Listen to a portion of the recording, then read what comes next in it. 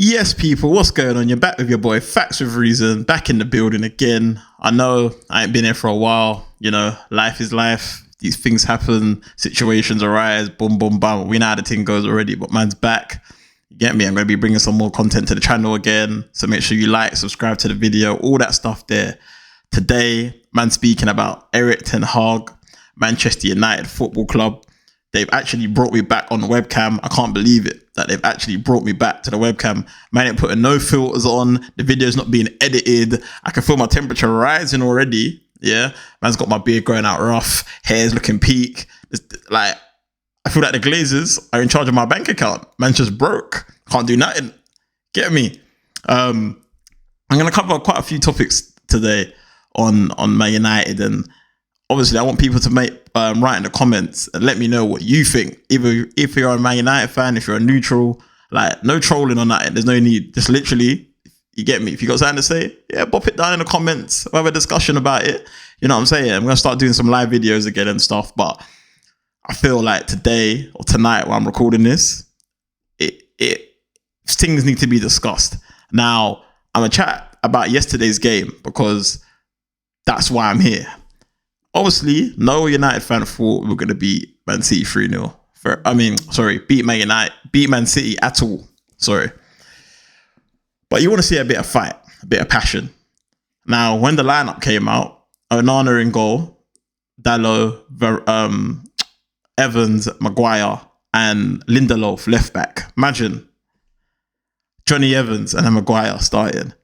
Amrabat, Eriksson, and it was the other brain in midfield that was run up and down. I can't even think he was playing with him. McTominay, Bruno, Rashford, and Højlund. Yeah. Saw the lineup, and I already knew we were going to get slapped, regardless. Then they asked Erik Ten Haag, why is Rafael Varane on the bench? Man says, for tactical reasons. Something ain't right there. You don't put a 4-time, 5-time Champions League winner, World Cup winner on bench for Maguire and Johnny Evans. Even if man's at 50%, he's still better than Evans and Maguire together as a one. Yeah. So to me, something ain't right in the camp. Something's not right in the camp at Man United with that situation right there. Then number 2, Reguilon. He's meant to be fit. He's our only fit left back in the squad. Madness. You'd thought you'd play him over Lindelof. Why are you playing Lindelof at left back? Would it not be better to play Dalot at left back and put Lindelof at right back? Because Dalot actually plays left back for Portugal, and he's played there a couple of times for United as well when he's need to. And to be honest, he probably had his best game for United at left back against Arsenal. And he pocketed Saka in that at the Emirates at the start of the season. He done a job on him, and I was impressed. Obviously, he got chopped at the end, but it's one of them ones there. The game's done. So why not play him left back? But what do I know? I'm just a neutral. I'm just a fan. I just got to sit here and take it, right? And then there's certain things going on, yeah? Because I haven't been on for so long. Man, we'll talk about the Jadon Sancho situation. Now, yes, I back Ten Hag on that situation. Like, cool. A player shouldn't come out and say, rare, and then not apologise. Like, as far as I'm concerned, you're playing for Man United. Do you see what I'm saying? One of the biggest clubs in the world, yeah? So automatically you should be grateful to play for this club. It's not a you get me, it's not something that you pull out of a lucky draw and say, oh, you're going Man United, ooh, well done, you want a trip. No. You're coming to the club to build a heritage, a legacy. You know what I'm saying? You're young, you're English, so it's there for you. The wing is there for you. What happened at the Arsenal game with Ten Hag coming out and I'm running it right back. Yeah. So what happened with the whole Ten Hag Sancho situation? He's saying this, he's doing that. He ain't gonna apologize. Well, now you gotta go and get changed in the academy car park, but you can't get changed with academy players because of some child thing and all this madness. What's going on at my football club, man? What's going on at my football club? So I'm 50-50 now. At first, I was all on Ten Hag's team. Like, yeah, no, Sancho, like, to be honest, you haven't really done that to warrant you saying X, Y, Z and how you want to get into the team and all them things there. But at the same time, Ten Hag, you got a Brazilian that you paid 80 million for on the right wing. You ain't doing a bomber clock thing. Yeah? All man knows how to do, actually, you know what? Man can't even say it, car. Get me his YouTube and you get me? Man might get cancelled real quick. But you all know what I'm thinking, yeah? But you got Anthony on the right wing, the guy burns me. I was his champion. I saw him in Ajax, Eredivisie. I've seen him. Baller. I was gassed when we signed him. For anyone that knows me, I was like, yeah, Anthony, calm. He came, he scored against Arsenal in his debut, got a cheeky goal, like, cool. Yeah, he was doing his thing. And then I realised, actually, all man wants to do is just futsal. He's a futsal player. Get the ball, do 2 foot over, and lose it. He's got no end product. He has no right foot. He actually doesn't have a left foot. He always do is cut in and whip it into the top bins. Brother, this is the Premier League. You're not Iron Robin. You're not Mahrez. Like, cool, Iron Robin was predictable. 1 left foot. But guess what? You couldn't stop him, though, because he was a whiff. Bam. Off. Mahrez, same thing. Actually, Mahrez could go on his right foot. He could mix it up. This Don, Anthony, has no right foot. None whatsoever. He is dog shit. Yeah? Absolute dog shit. I can't stand the bloke. So Sancho really and truly should be getting game time on that right hand side, because Anthony ain't done nothing to warrant starting in this lineup. He ain't done that with goals, assists, tackling, dribbling. I don't know what he brings to the right hand side of the football pitch. I don't know what he brings. He's not bringing nothing. Man come on yesterday, saw Doku and started seeing certain people in Doku's eyes and started throwing punches and kicks. Bro, you get me? Just take it easy, my friend. Cases are pending. Relax. Okay. Then you move on from Anthony and you go to Harry Maguire, Onana, and them, man. Now, people are telling me Onana had a good game yesterday. Now, for me, he done what was expected of him. The only thing I'll say on him is he made a mad save with Haaland when he done that header, bam, and he man jumped like flipping King Chahala. You get me? From Black Panther, man drank the roots and turned into some panther blood. Whoosh! Jumped, saved it. Mad save. Yeah, I thought, okay, go on, Onana, do your thing. Also, quick thing, that was never a penalty, by the way. If it was a penalty, but it wasn't a penalty. If you know football, you know that happens every single weekend, and from Premier League right down to non-league, yeah, and across the whole of Europe. So if that's what the case, if that's what the blueprint is for penalties, a penalty has to be given every single weekend or every time a game is played. Has to be, period. But calm. Anyway, Onana, he's been dog shit as well since he come into the football club. We bought him, yeah, for 60 million, 50 million to play with his feet. So why can't he play with his feet?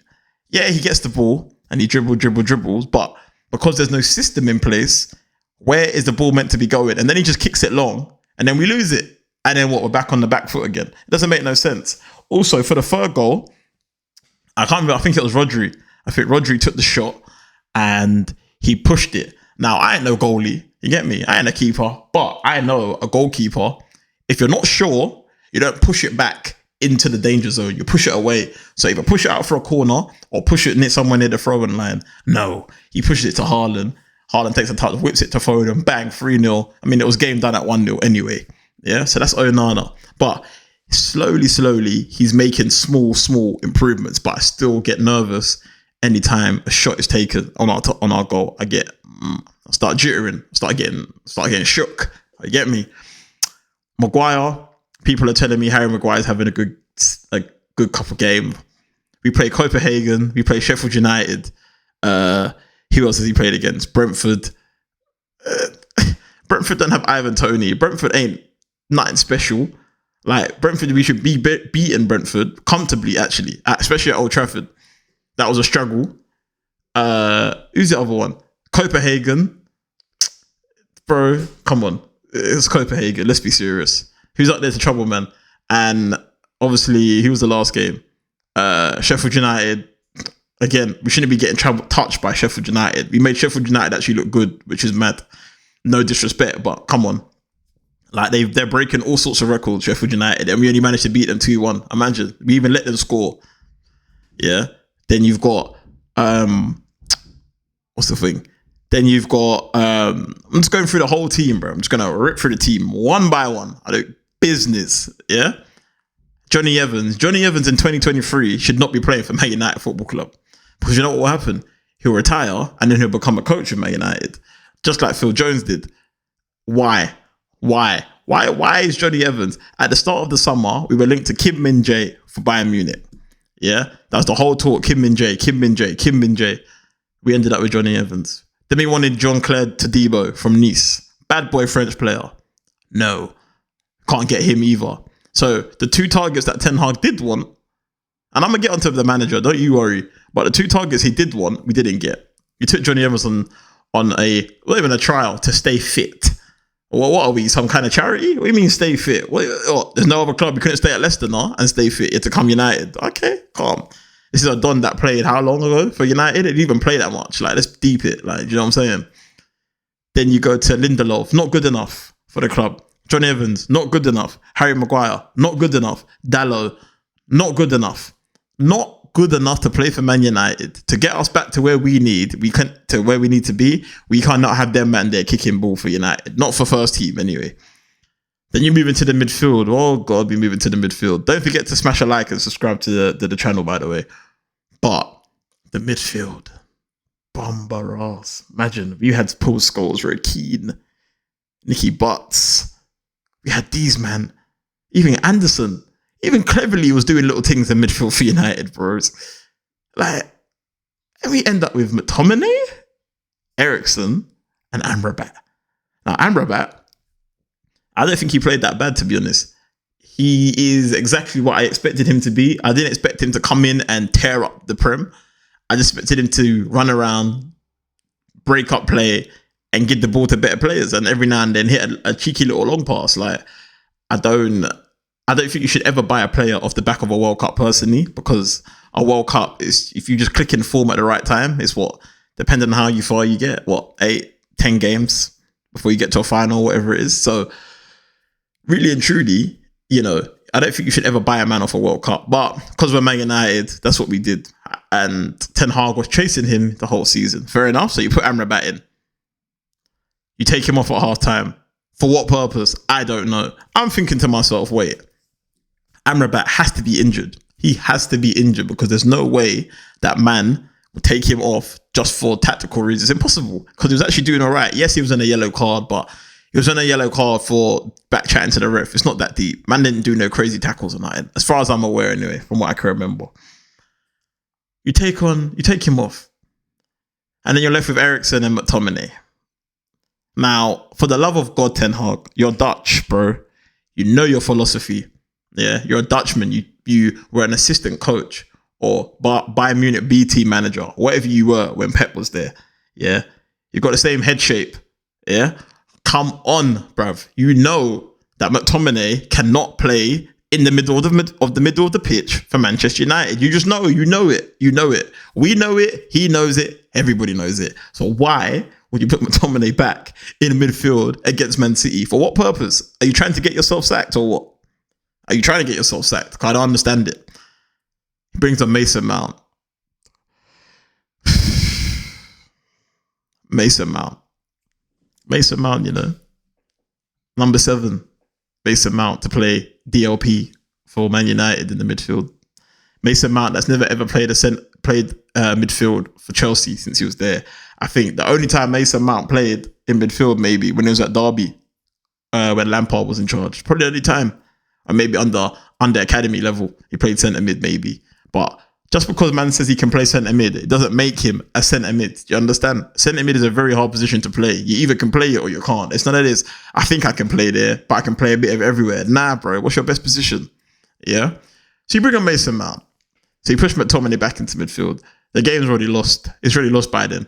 Like, Eriksen, you get me? Eriksen is there to dictate the game, get on the ball, pop it around. And he can do that. But you have to get legs around him, which is what I've been saying to my boys and other people I've been trying to. You have to get legs around him to let him get on the ball. Then, let's move to the left side of the football pitch. Marcus Rashford. Marcus Rashford. 350 bomber Clark grand a week. Rashford. Yeah? Mr. I save kids for a living. I give them food. Rashford. Mr. I scored 30 plus goals last season, so now I'm a bad man and can do whatever I want. The left wing's mine. Rashford. Ten Hag come out in a press conference on Friday and said, I will play Rashford in every game. Man said, I will play Marcus Rashford in every game. Now, you might say I have an agenda to Rashford. I don't have an agenda, believe me. I just know that he could perform 100 times better and be 100 times more consistent for the ability that he has. He has pace, he has power, he can shoot, he can go off both feet, he's decent in the air, and he's strong. He does skill, he can do everything for a left winger. So why is he not performing for Man United? What? And how's that going to look for guys like Garnacho who are trying to come in and take his place? It doesn't make no sense. Rashford has done nothing all season long. He ain't done one thing. Man scored one goal. One goal. I can't remember who the goal was against. I can't remember. I cannot remember who the goal was against. Ain't got a flipping clue. He's been awful. And again, I don't know why Ten Hag is doing this and going out on some whim. He'll take off any man at halftime. He'll take off a midfielder, but he won't take off the winger. He won't take off Rashford. The man has no football IQ. Yeah. Football's a very simple game, but it's complicated by a lot of fools. Yeah. You could be technically gifted, but if you haven't got a football IQ, it's very hard to teach. That's why when Pep buys players, he has to buy someone with a football IQ who understands position. That's why guys like Calvin Phillips and them, man, are struggling to get into City's first team because they can't adjust. It's not that you're a bad player. It's just you can't adjust. You can't reach the levels that the manager needs you to get to. And that's fine. You can go somewhere else and you can ball out. That's not a problem. But Marcus Rashford, you can't get the ball. And the first thing you want to do is run at 100 miles an hour like you're playing Sunday League. Yeah. Let's get the ball over to Rashi. Let's get the ball over to Rashi. No. This is Premier League, big man. You're going against some good defenders. Do you understand? And what you have to realise is all of Man United's goals predominantly came on the left-hand side last season. Him and Luke Shaw doing overlaps and them things there. So when you play this season, what are teams going to do? They're going to say, right, as soon as Rashford gets the ball, double up on that side because the right-hand side, Anthony's out there. We ain't got to worry about Anthony. Don't worry about him. Leave him, man. Let him, don't even get tight to him. Let him stand there. He'll mess up everything for himself. You ain't got to worry about that. But Rashford, he's a danger. He's a threat. So if we double up on him, he's going to have to do something mad to get out of the situation. Then that's up to Rashford to think to himself, how am I going to beat this man? Do I need to link with that man? Do I need to pass it to my centre forward quicker? Do I need to get like that's between you and the coaches, and you have to do your homework. That's what homework's all about, bro. That's simple basics. Yeah. But for some reason, you feel on yourself to get the ball and sprint like a 100-meter run sprinter with your head down. I don't know any professional footballer that runs with their head down. I don't understand it. And then when there's two men near him, instead of just, using his body, pass it off to the left back, get it back to the centre mid, try and make a run in behind. No. What does he do? He tries to take on the two man and try to do a flip flap and that. And then the worst thing about it is when he loses the ball, he just, it's not my job to get it back. I'm trying to do something. And now that the ball's gone, I'm just going to go do my own thing. No, bro. Last season, you weren't doing that. If you lost the ball, you were sprinting like a maniac to get the ball back for your team. So why have you taken your foot off the gas? For what reason? What's going on? Talk to man. What's happened? Why have you taken your foot off the gas? Because I don't understand. No Man United fan understands. And I'm pretty sure the neutrals that understand football don't understand. So why are you doing these things that you don't need to be doing? You don't need to be doing these things. It's ridiculous. It's absolutely ridiculous. Then you look at our captain, Bruno Fernandes. Yeah? Now, let me sit up for this brother here, yeah? Now, I love Bruno Fernandes. When we first signed him, the Portuguese Frank Lampard, yeah? Everything he hit was flying top bins, bottom bins. It was mad. For the money that we spent, what, 50 million, 60 million, change. Come and done his thing. I'll tell you right now, Bruno Fernandes can leave my football club. Yeah? And I'm going to compare a list of people that I don't even want in my club no more. And it is what it is. I don't care. If you don't agree with it, drop it in the comments. If you agree with it, give me a thumbs up, like whatever. But Bruno Fernandes cannot be the captain of Manchester United Football Club anymore. Now you're going to say, well, who's going to be the captain? I don't know, bruv. Yeah. But that's for Ten Hag to decide. He should know that Bruno's petulance and stuff and the way he carries on is not good enough for Man United. And also, man's in no form to be talking mad on the football pitch.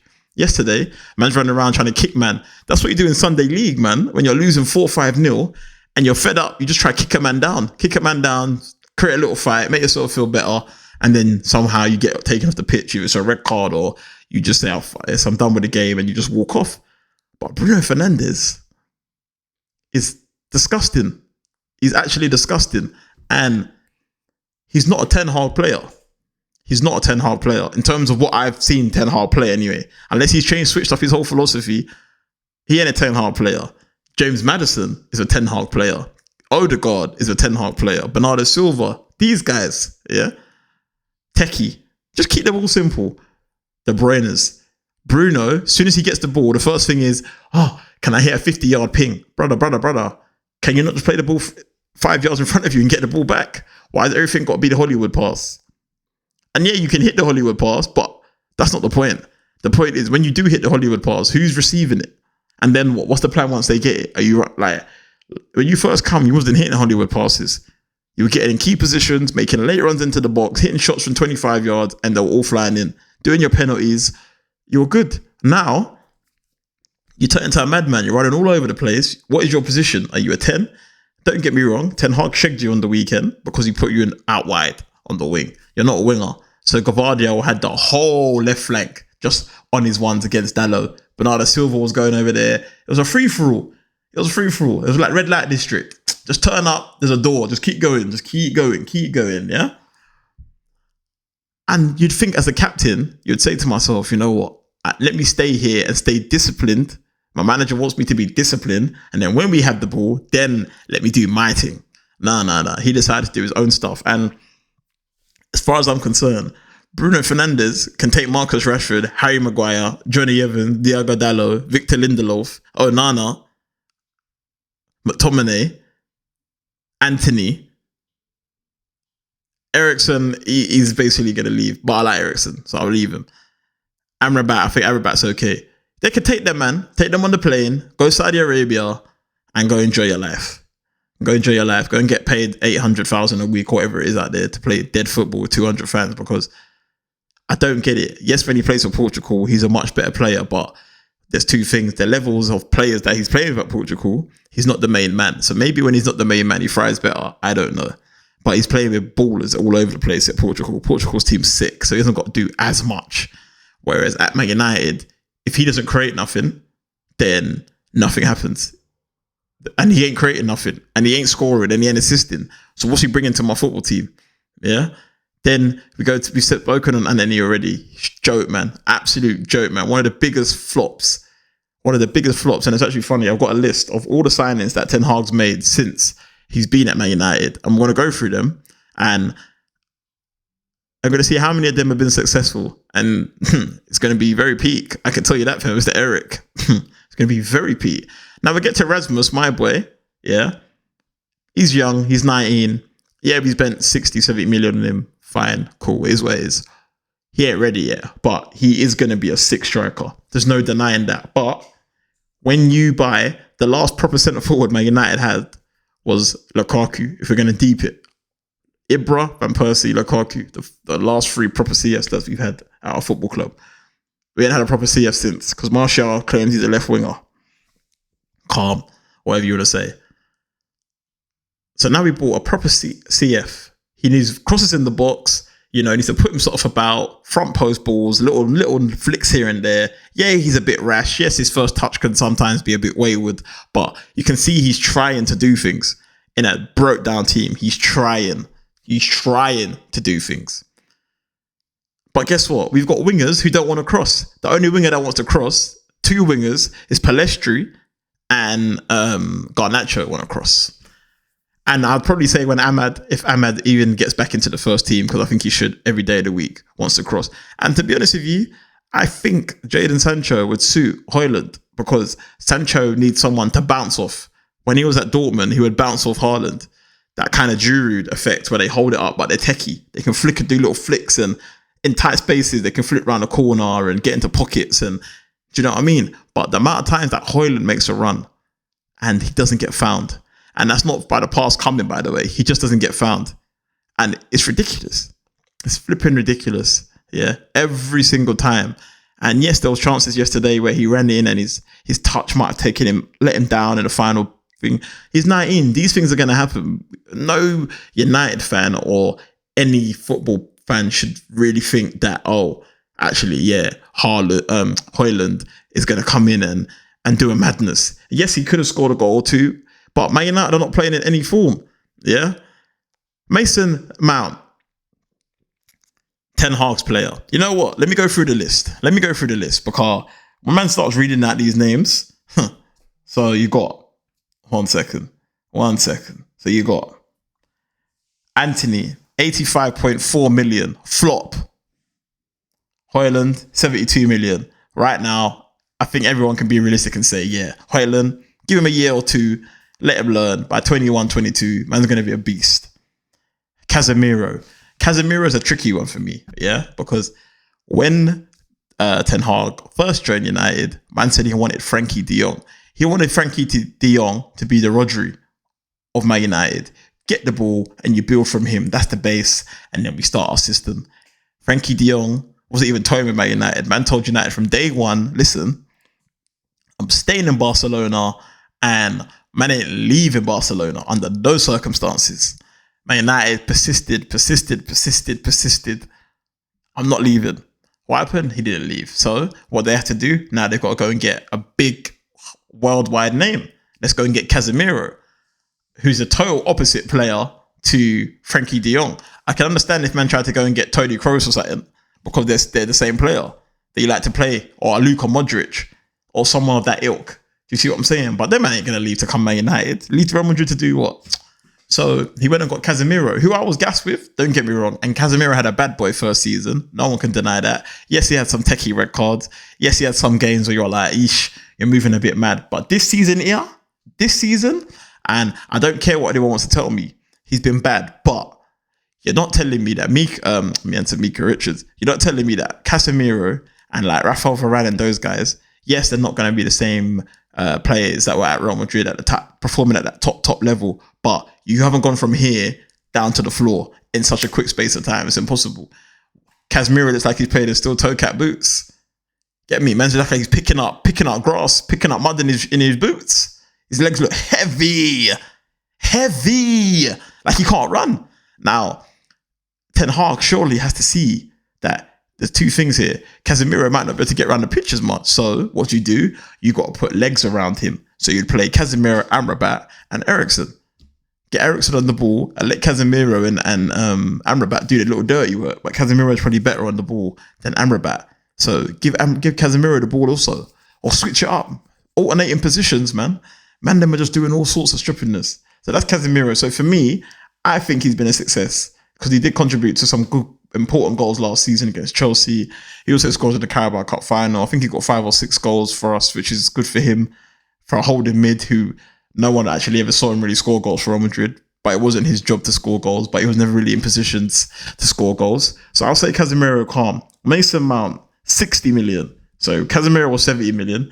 Mason Mount, 60 million. Now Mason Mount's techie. I like Mason Mount, but I don't understand. I get behind the signing because he's playing for my club, but I don't understand where Ten Hag was going with this. He said he brought him to play in the pivot in the midfield 2 or 3. He's never played that role before. So what makes you think now, of all players, Mason Mount is going to play in that position? I don't even know what his best position is. I think maybe his best position, it has to be in the forward line, and it either has to be on the 10 or he has to come off left wing. That's it. There's no other place for him. Yeah. The fact that you haven't played him in the last 3 or 4 games is showing that actually either you don't trust him, or he's not the player you thought he was, or you're seeing something in training that just ain't working. Because yes, McTominay has scored 2 goals, but man's also given away 2 penalties in the last 2 games. Forget yesterday's game. He gave a penalty away against Copenhagen. Onana had to save it. And he gave a penalty away against Sheffield United. So those are 2 games where man's giving away a penalty, and Mason Mount can't get in over Scott McTominay. So obviously there's an issue here because Scott McTominay's playing further forward because that's where he's better, because he can't play midfield as I've already said earlier in the video. So the Mason Mount one, I don't get it. And I will never get it, because until someone leaves, until Ten Hag tells me, realistically, not he's going to play him in the midfield too or whatever. That's bullshit. That can't run at Man United. I don't know what he thinks this is. He's not good enough to do that job. It's either a 10, left wing, or nothing. And he ain't going to go on the left wing, because we've already heard that Rashford owns that left wing. He's unmovable. He can't move, unfortunately. Even though I think Garnacho is better, but that's for another discussion. So that's Mason Mount. So at the moment, flop. Lisandro Martinez, bad man, success. Definitely a success. I don't care. From when he first come in last season, everyone was like, oh, he's too short. He's getting duppy. He's getting bullied by Tony. Tony bullies any man. Like, it's not just with Martinez. When he started at the start of the season, I said to my boy, listen, we actually both discussed it, and we were like, man looks injured. Like, something's not right with him. He's doing rash tackles. He's just diving in. The butcher, they call him. Well, he was really butchering, man, in this situation here. He was moving mad. What happened? His foot was mashed up. I think he done his metatarsal, injured until next year or late December. So let's call it next year. But Martinez has been a good player for United so far. And obviously him missing and Varane not fit is a big problem at Man United, because the drop off from where Martinez and Varane hold the defense to come down is poor. Even if one of the two was injured, the drop off coming in, Lindelof, then Maguire, then Evans, it's pathetic. It's not good enough. And we saw that last season, at the end of last season, when Varane and Martinez got both injured, Lindelof and Maguire, we've seen them play for Man United for the last 4 years now, 5 years, right? We know they're dead. They're not cut out. Yes, in certain games they might come in and drop a little man of the match, calm, but I need you consistently. I ain't got time to be watching you 1 or 2 games. So Martinez definitely. Onana, at the moment, he's a big flop in my opinion. Big flop. Some of the saves that he makes, I don't even understand how he gets his body in that situation. Like, he always seems like he's either too far over the goal, or he's too far forward, or he doesn't know where the goal is, so he just makes a mad save. Like, there's certain saves that he makes. I'm thinking, what are you doing? I think it was a save maybe against, I don't know if it was City or Copenhagen, but he made a save and he pushed it literally out into the danger zone. I'm pretty sure it was Copenhagen. He pushed it out to the danger zone. I think Johnny Evans had to clear it. I'm thinking, brother, why do you keep pushing the ball? Like, every save you make hasn't got to look good for the cameras, bro. Just keep the ball out of the net. You keep making diving here, putting your hand out there. Like, bro, relax. And I haven't seen anything with his feet that has shown me that this is the reason why we bought him. Now, don't get me wrong. I'm going to give man time, because, like I said, he's playing in a shocking team. But a lot of goals have gone in, and I'm looking at man and I'm thinking, all right, bear with. I'm thinking to myself, come on, man, you can save that. And like I said, I ain't a goalie. Yeah, but I know there's certain things he knows that he should be saving certain shots. He knows that. He definitely knows that. So Onana at the moment is a flop. I don't care what else to tell me. Malacia's an average left back. He's one of them left backs that you have in as your number 2. Give him a little run out, Carabao Cup games, maybe an odd little game here or there in the Premier League if you're playing against a weaker opposition. You know what I'm saying? Malacia, to me, he's not crap and he's not amazing. He's just a steady Eddie at left back. You know what I mean? He's tenacious, aggressive, and yeah, he can play. And these are all Ten Hag's players. Then you've got I can't pronounce his name, Altay Bayindir, the Fenerbahce goalie. Can't talk on him, because the only thing I know about him is Football Manager. So I can't really talk on him. But on FM, he's a bad man, so I can't talk on him. But that was 4.3 mil. Malacia was 14.7 mil. Eriksen, obviously he wasn't a free. Would we have signed Eriksen if we had bought Frankie de Jong? Probably not. Was we happy when we signed Eriksen? Yes, because I've wanted Eriksen since he was 16 at Ajax, and it burned me when he went Tottenham, because Eriksen's a bad man. But obviously, man's old. He can't get around the pitch no more. Man's running with a heart pacemaker in his chest, and Man United are out here trying to kill man off. It doesn't make no sense. It doesn't make any sense. Like I said, you have to get legs around him. He's not been a flop in my opinion. He's just old. That's it. He's just old. And to play in that position at 33, 34, and Man United's team where no one wants to work for the ball is a problem. It is a big problem. So Eriksen for me is not a flop. Free transfer. Johnny Evans, I've already spoken on him, so I ain't getting into that again. Regulon has probably been playing one of our better players. considering he came in on loan. And I remember actually when Mourinho was there, he actually wanted to get rid of Luke Shaw and bring in Reguilon. I think he was still at Real Madrid at the time, but he was out on loan at Sevilla, I think it was. And he was cold at Sevilla. I think they won the Europa League that season as well. Shock. But he was wavy. I remember I said I wanted Reguilon, and obviously he went Tottenham and he started off good and he kind of faded and calm, is what it is. But Reguilon, he's been okay. He's not going to stay for the foreseeable future, so I'll allow him. Like, he's been all right. Amrabat, I'm going to give Amrabat time. He's playing catch up because he missed out pre-season because the board can't pull their finger out and sign certain players, certain man, X, Y, Z. Amrabat, I think he can bring something to the team. It's just without a system, these players crumble. Gary Neville keeps saying, and I listen to all these men, Gary Neville, Roy Keane, all these YouTubers and everyone, and I dissected, and I was going to do a video yesterday, but I was so hot I would have got cancelled. So today I'm talking calmly, but I just think our club is so rotten that it will take it's going to take magic to fix that club. Even if Sir Jim Ratcliffe comes in and drops a 25% stake on the club, and he wants to sweep out the whole of his the recruitment team. It needs it. God knows it needs it. It needs it. John Murtaugh and Dan Fletcher. If I'm a footballer and I want to join Man United, I can't lie. I can't be seeing John Murtaugh and Dan Fletcher approach my table, or my agent's telling me like, oh yeah, we're gonna go and see them today and all them things. No. What are they gonna tell me? Darren Fletcher. Yeah, he's not even a legend of Man United. Actually, he's not even a legend. Like, don't even get me started. So that's Amrabat. He was okay. Then we got Wout Weghorst last season on loan from Burnley. We had no money. We needed a presence up top, and he was that presence. And off the ball, he done well, but on the ball, horrible, absolutely horrible, disgusting.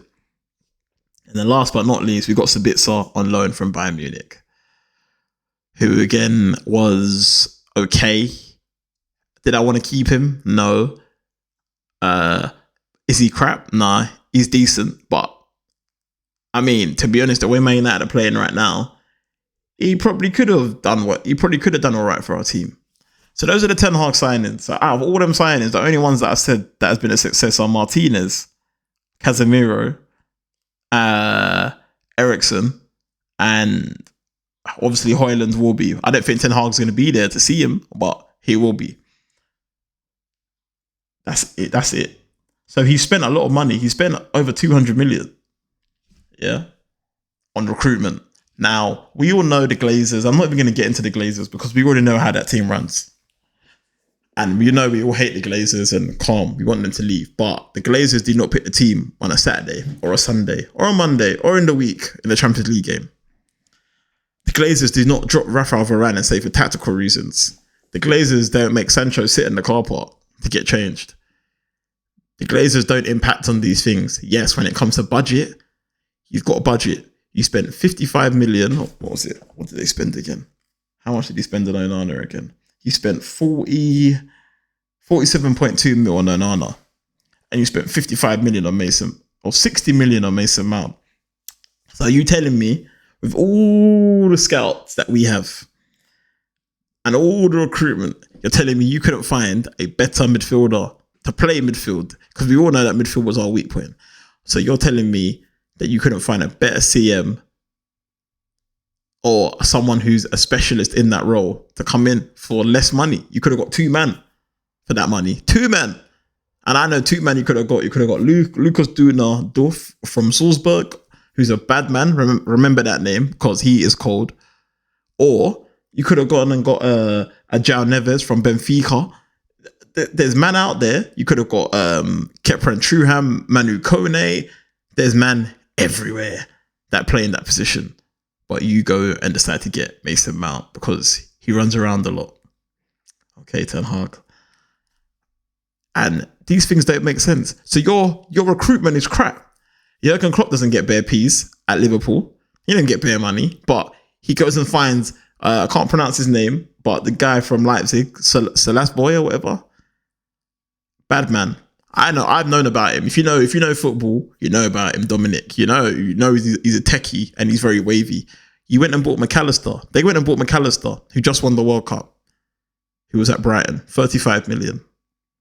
They went and bought Salas Boy, whatever his name is, from Liverpool, from Leipzig. Sorry. How much did he cost? What? I don't think he even got 40 M's maybe. And he had a release clause and it was running out on the next day or something. You went and bought Luis Diaz, cheap. The only one you spent big money on lately is Darwin Núñez, who is starting to play well. He still misses bare chances, but his goal return's not too shabby. So Jurgen Klopp hasn't had bare bread.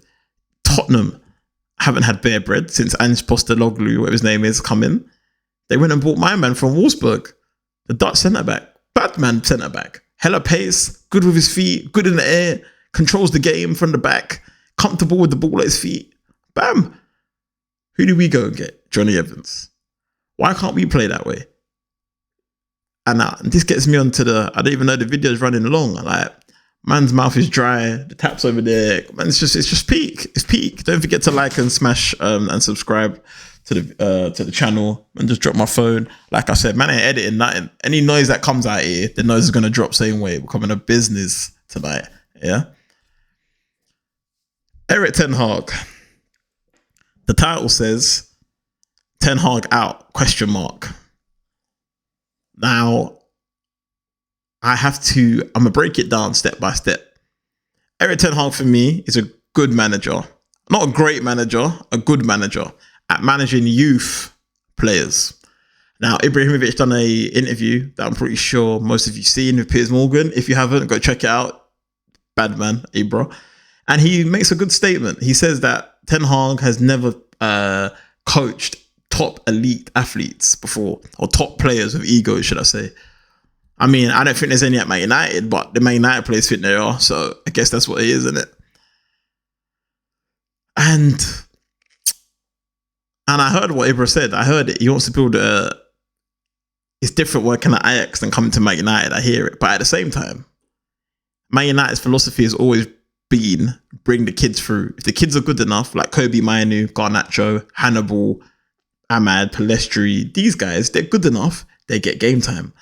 And before I get on to and the Ten Hag with Hannibal, number 46, my brother from Tunisia, was doing bits when Mason Mount got injured, and he put him into that midfield, and he put him in his first game against Burnley, and he done well in that game. He got around the pitch. I think he had the highest running stats, the most tackles, everything. Then he played him again. I can't remember who played him again. It was a Champions League game, and he benched him at halftime. I can't remember who it was. I think it was Galatasaray. He benched him, took him off at halftime once again. And I'm going to get onto his stupid halftime substitutions every freaking game. I'm sick of it. Hannibal hasn't kicked the ball since Mason Mount's come back. Why not? Are you telling me yesterday when you took off Amrabat that you couldn't have put on Hannibal? I don't even know if Hannibal was on the bench. I can't remember. But if he was on the bench, you're telling me he couldn't put him on? Is that what you're trying to tell me? Okay. What do I know? Like I said, I'm just a neutral. What do I know? I'm just a fan. Just a fan of my football club for the last 20 plus years. What do I know? So the decision making that Erik Ten Haag is making right now, he's asking for the P45. Now, people go to me, oh yeah, but if you sack him, who are you going to bring in? I don't know. It's my first question. The Zerbi from Brighton? I don't know. Would you want to leave Brighton, come Man United? I don't know. It's Man United, the legacy, the club, the heritage, your manager's in. It always does. But the problem for me is, get rid of Ten Hag. It's not the problem. It's the players that are that are the problem, because the same thing happens year after year after year after year. First season, we come out, we do our thing, we ball out, we beat teams that we're not meant to beat, we go far in cups. Like Ten Hag last season got us to won a cup final, got us to the FA Cup final, and finished fourth and got us to a semi-final of the Europa League. We should have beat Sevilla, to be honest, but De Gea and Maguire doing dumb things cost us that game, as we already know. So he had a good season. He overachieved, which is the reason why he's in this situation now. So second season syndrome hits Man United once again. Now what happens? This happens. The players down tools. They don't want to run no more. They don't want to work hard no more. He's trying to change a culture that's been embedded for the last 10 to 15 years or last 10 to 13 years, sorry, since Fergie retired in 2013. So 10 years. 10 years he's trying to stamp out a culture in 2 seasons. It's impossible. You can't do that in any shape or form of life. It's not going to happen. That is not going to happen. It's impossible. It's physically impossible for that to happen. But as the manager, my brother, you're making ludicrous decisions on the football field. Yeah, ludicrous. Why every single game that we play, you make a halftime sub. Yesterday it was Amrabat. The week before it was who did he take off? We took off a midfielder, Copenhagen. Who did he take off? It wasn't McTominay because he took away the penalty. I can't remember who he took off in the midfield. He took off someone and brought on Eriksen again. Brentford halftime took off someone, brought on Eriksen again. Like, my brother, why are you not back? Are you not back in your tactics, your system? The system that we had last season, why have we not got the same system this season? Yes, we have players injured. Yes, we have Wan-Bissaka, Martinez, Varane, Casemiro. All these guys getting injured. I hear it. Our back line's crippled. I get it. But if you have a system, regardless of who gets injured, in my opinion, whoever comes in, yes, the quality might dip a little bit, but he should still be able to do the basics and the things that you want in that system. And if he's not good enough, you don't play him. It's that simple. Pep, if you're not good enough, you don't play. João Cancelo, when he came Man City, he didn't play for a minute because he couldn't adjust to the system. He didn't understand what Pep wanted from him. Then he got it, and then he balled out and done his thing, and so on and so forth. Right? So these things are the basics for a manager to understand. Now, Postecoglou, whatever you call him, from freaking Tottenham, has come in and got Tottenham top of the league and balling out with no Harry Kane. I beg your pardon. And no one envisioned that. Nobody would. I definitely said Tottenham are going to finish like 10th or something. They've come in and they're balling out. And the wickedest thing about it is Tottenham have better players. If you was to go player for player, Tottenham, Man United, who would get in whose team, I think Tottenham have a better team than Man United. I'll be real.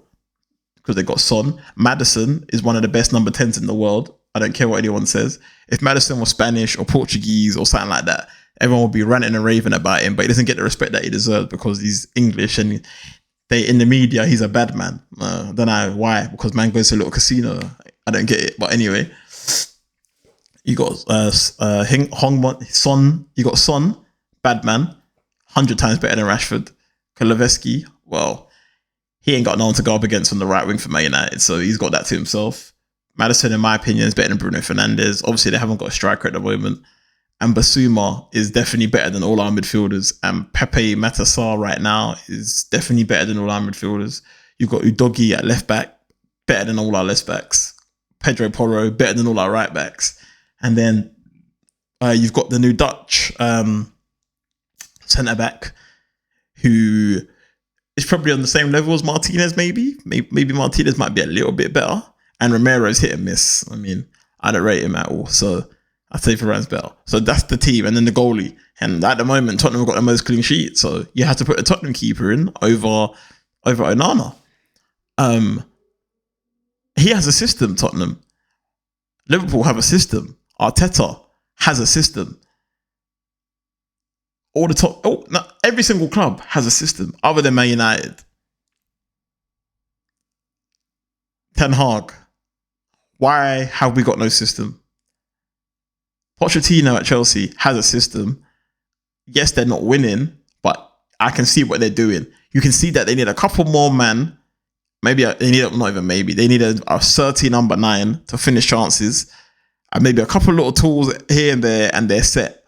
They've got their system. Their man comes in, they bang their goals. Everyone's happy. Man United, there's no system. There's no system whatsoever. It's just freestyle football. We go to the left, we go to the right, go down the middle, come back, go to the left, go left wing, try to do something, bust a shot, lose it, no one chases the ball. That's on the manager. That's not on Joe Glazer. That's not on Avram. That's not on all the other Glazers up there who's on the board at the moment. That's not on the fans. It's not on the scouts. It's not on the dinner lady. It's on the manager and his coaching staff. Yeah. What is happening? What is happening? Yes, we know that football is a confidence game. And once your confidence is sky high, you'll score goals, you get the luck that you need from referees, VAR decisions. When your luck is down, everything goes against you. And because you're the biggest club in the world, the media are gonna jump on you because they want to see the demise of Man United. Man United ruined a lot of childhoods. So a lot of people are out for us, and I hear it. And I have to take the banter and I have to take the shade. I can't. And at this point, it's not even banter no more because it's actually just I can't fight it. We're just dead. We're dead food. But Ten Hag has to take a big piece of accountability. Now, people will say, "Are you still backing him?" Facts. Yes, I will back him because he's brought in his players and they have to come good. But he's getting close to the door. Whether he likes it or not, he will get close to the door. If the fans are turning on him, which is the problem. If the fans stay loyal, he'll be safe. But the players will win again. They'll get rid of him. They'll bring in another manager. They'll play sick for the rest of the season. And then next season, we go again. Same manager. They won't do it. We'll get to the same point of last season where we are now. And we'll have the same conversation over and over again that we've been having for the last 6 years. We've got no money to buy anybody. So who's going to be the manager? We ain't got no money to buy out no one for no compensation. We can't attract big managers like that. You brought Ten Hag doesn't help himself out. Ten Hag come in and said, you can't get me. You can't expect this team to play like Ajax because I don't have them certain players. Excuse me? Bro, no one's asking you to play like Ajax, but what we're asking you is to imprint your system into our team. I just gave you that whole list of footballers. So if you're trying to build a team to do something, tell me why you bought all them footballers. Forget the ones on loan because they're still loan. Like some of these things, they can't be helped. But the majority of the ones you're spending 80 million on Anthony and 72 million on this guy and 60 million on this guy to do what? That's not your philosophy.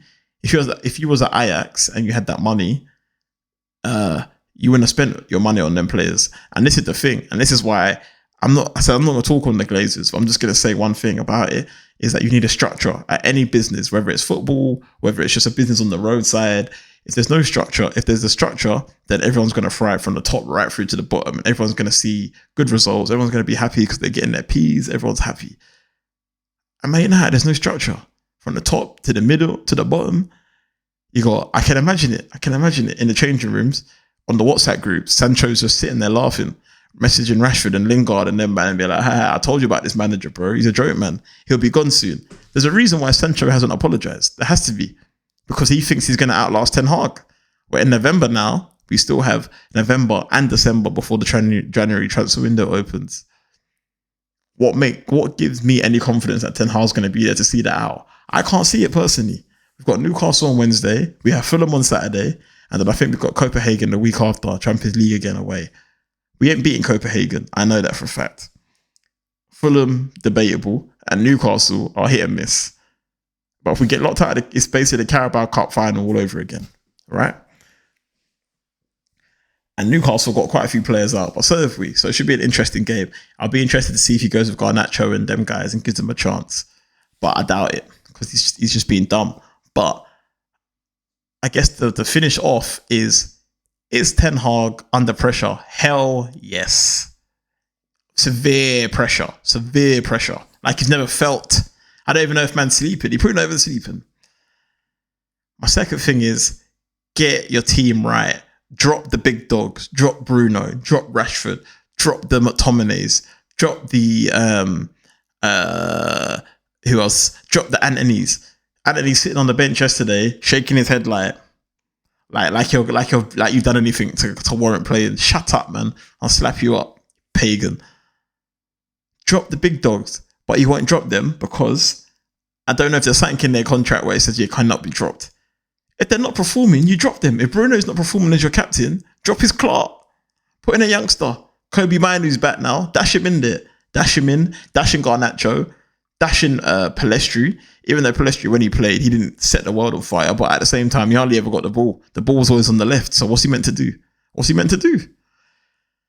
And these are the basic things that Ten Hag is not doing. He's not doing it. He's coming out in the media. He's saying dumb things to certain people. Like he coming like he can't talk English, so he's just saying dumb shit to get people rattled.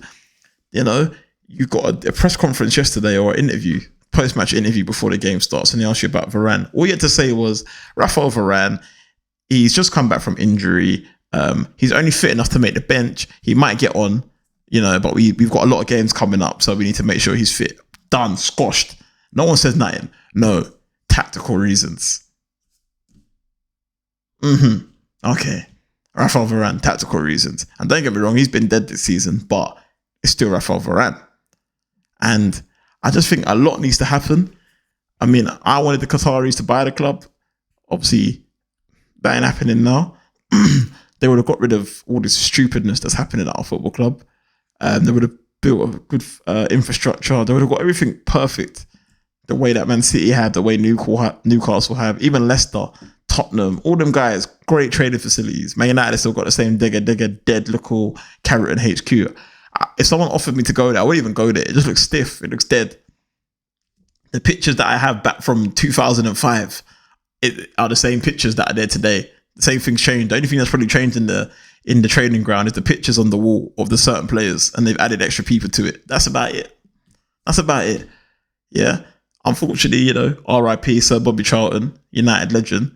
Man sat there for the last 10 years watching this painful football, watching managers come in, football players coming on big wages.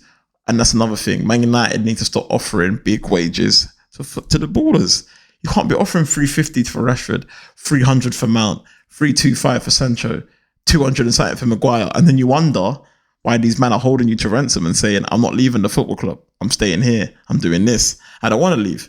You can't make me leave. I'll just stay and play with the kids. I don't care. You're going to pay me my money. Okay. Martials of the world. Like, it's just stupid. So it's not really a rant because I'm calm now. Yesterday my blood was hot, but I've had 24 hours to calm down, dissect it. And I'm not going to keep saying the same stuff over and over again regarding Man United because it doesn't make any sense. There's no need for me to do it. But I had to get this one off my chest because, like I said, I'm coming back to drop more stuff. And I'm going to be doing live videos and all that again and stuff like that so we can get you lot interactive and get your comments in. And yeah, we can have a conversation about it. And not just about United, we can talk about the whole Premier League season. Obviously, you know, it's talk all football. It's not just Man United based. But at the moment, we're the team in the mud. So most of my topics for now will be based on Man United and where we can go from here, how we can get stronger. Again, if I can get one of my boys to come on with me, we do a little link up, calm, and we can discuss the Premier League. Obviously, Jude Bellingham, I need to talk on him, Real Madrid, the El Clasico. There's a lot of things that need to be spoken on. Arteta, Arsenal, how well he's done with them. Can they win the league? Pep, or Man City win it again? Haaland, Mbappe, Vinicius. Like, obviously, we know that Messi's won his 8th Ballon d'Or tonight. Calm. It was to be expected. Man won a World Cup. Like, he's won everything in the game. So it was to be expected. There's a lot of stuff. There's a lot of topics to cover in football. But right now, the hottest one is Man United. So I'm going to leave it like that. We're just getting to the hour mark. And yeah, I feel like I covered most points that I wanted to cover. I don't feel like I've left anything out. Like I said, make sure you like and subscribe to the video. Put your comments in the comment section. And yeah, man, Facts with Reasons back, people. Facts with Reasons back. Like I said, man's been going through sometimes. People that know, man, they will know what time it is. And you get me. Don't know the situations and that, but man's here. Man's fine, healthy, fit. As far as I'm aware, I played football earlier. I was panting like a madman, but man's fit. Don't watch that. You get me? But you look after yourselves and stay tuned for the next video. Peace.